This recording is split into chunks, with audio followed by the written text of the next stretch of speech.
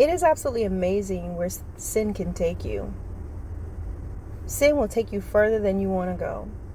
I look back on my life and I look back at, growing up at home and just do's and don'ts and things that I was not allowed to do and things that I said I would never do. I'll let you know I was okay, but I think at some point I started to rebel behind my parents' back, of course, doing things I shouldn't be doing, hanging out, cutting school. I did that, but, not so much that I would fail, but enough that little notes were getting home, but we would always get home before our parents, so we'll hide the cards and all that, or get rid of them. But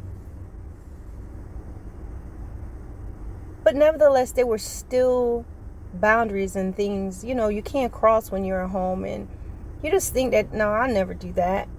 But then it's like I got older, I left home, I was living on my own, I was away, and I look back at some of the things, that I just hanging out and the where my mind was at, just the things that I thought was okay, I didn't think twice to do.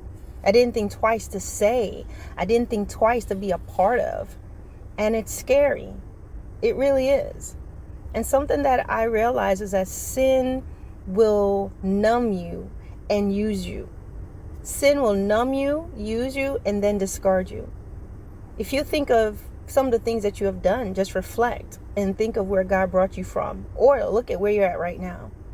There are things that you probably said you would have never done, ways that you said you'd never behave, relationships you thought you'd never be a part of, things that you said you would never do or tolerate and put up with.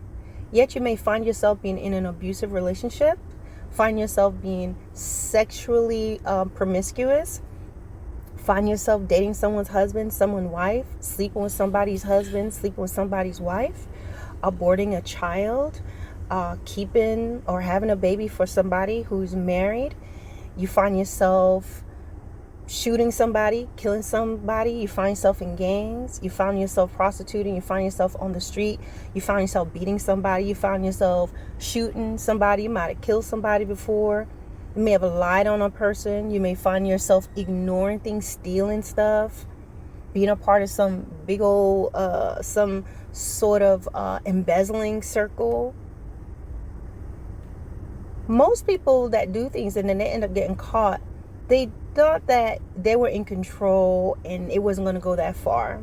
And they end up going further. People that's in prison, people that end up killing someone, becoming stalkers, and eventually becoming some fatal attraction that ends in fatality. They were driven. They probably thought they were okay. But guys, I want you to know that sin will numb you, use you, and discard you. You will start to do things you never thought you would have ever done. And the thing about it is, you think it's okay. The whole time you think that you're in control. You think that you want to do this. Oh, I'm just using this man for whatever. I'm just using this woman for sexual gratification.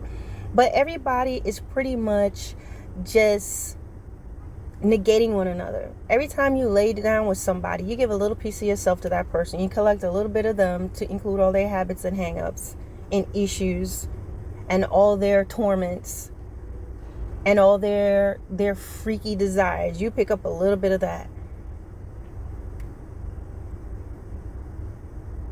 Every time you do harm to someone, you're doing harm to yourself because you're sowing seeds. And all right, so I got kicked out. But basically what I was telling you guys is that what sin will do is it makes you feel like you're in control. And it begins to deprave your mind. And it depraves your mind. It really depraves you. That you begin to behave well below your standard. Whatever standard you thought you had, you will begin to do things that's below your standard. And substandard becomes the norm. You begin to be in relationships. You may begin to do things to other people. Sometimes now, it's not even a matter of you being abused, but sometimes you can have riches, you can have wealth, you can have a lot of things. You can be at a prestigious position, and doing very well. And, socially, on the social ladder, you're high up there, but you're still depraved because of the behaviors. Lots of wealthy people, or even people who are middle class or doing well, comfortable, they have some things that they do. They could be jealous. They could be just vindictive. They can be bitter. They can just do evil. Sometimes they enjoy letting people suffer, making them suffer. There are people who are supervisors and in charge, and they'll find someone to pick on and to ostracize, and they just displace all their frustrations on that person. There are people who hire people and abuse them, don't pay them well. And on the outside, they look good. They mistreat their housekeepers. They abuse, probably even rape people that work for them. They harass people based on their color, their skin, their race, their gender. There are people that wish evil things. There's people who like to just do evil things. They look normal on the outside, but they're the type of individuals that would throw your keys away, throw out your pills, scratch your car, just enough that you don't know, but they know. They're very weird. It's an evil that's there. They can have bitterness. They will think evil things in their heart. They secretly rejoice and are happy when people get hurt. I mean, sometimes people will think because they don't do the obvious thing. On the surface, they look normal. But sin depraves even the richest person. So they can act in a way that's it's like subhuman.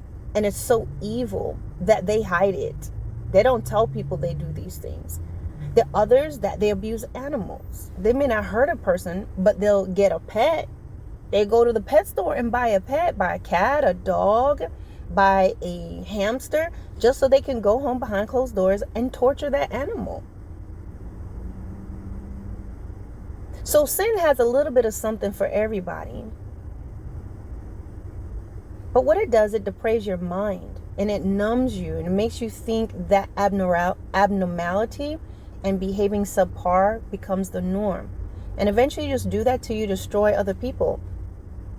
Or you continue to live this great life and do what you want to do. And secrets are kept and you're never discovered. But the end of it all, there's an unseen audience that sees you. There's an unseen log of the things that you have done. So when you leave this world, you're going to face those things. So that's a sin, the depravity of it. It's scary. But at the same time, it's enjoyable because it's somewhat of a numbing agent. It's like an hallucinogen. Makes you feel good. You see things in a way that is not reality. You don't realize how disgusting you really are, maybe because of what you do and how you can compare yourself to say, well, at least I'm not sleeping with all these men or all these women, or I still give back to society despite the things that I do. But God looks at the heart. And in the book of Proverbs, it tells you about the sins that God hates. He hates a lying tongue. He hates a proud look. He hates people who are swift to do evil. He hates false witnesses. He hates people that start trouble between other people, that stirs up contention. And I can't remember the other two, but he hates all of that. So when you really think about it, a lot of those things, sins of the heart, sins of the mind, and then sins that are just obvious, the things that you look at and can see. Sin, he dislikes those things, and sin is going to touch on a little bit of everything. No one will be left out. Sin does not discriminate. It's got a little bit of something for everybody. Whatever your flavor, sin's going to get it for you. But thank God for his salvation. Thank God that if someone is in sin and someone's living these depraved ways and they think that they're high up, thank God that they turn to him if they're willing, and he's able to help them and he's able to transform you. Because sometimes looking back, aren't you shocked to think of the things that you're willing to do, the way you're willing to inject drugs into your veins, and the things you're willing to do for it? Aren't you surprised at the things that you used to do and say and how you treated people and just how you view the world. I've looked back on a video and I just saw the way I was talking and I felt so embarrassed and so ashamed that I behaved that way. And I was talking that way. And I crumbled to the ground and just asked God to forgive me. I was like, Lord, forgive me. Forgive me for this. And I know I had asked God to forgive me before, but I cried and I cried and I cried and I cried because I could not believe that was me. And so, guys, when we become believers in the Lord, let us not forget where we've come from. Let us not forget where the Lord has brought us from. And let us never try to go back to sin. Because a lot of times, it's going to take you lower than where you were before. All right, guys.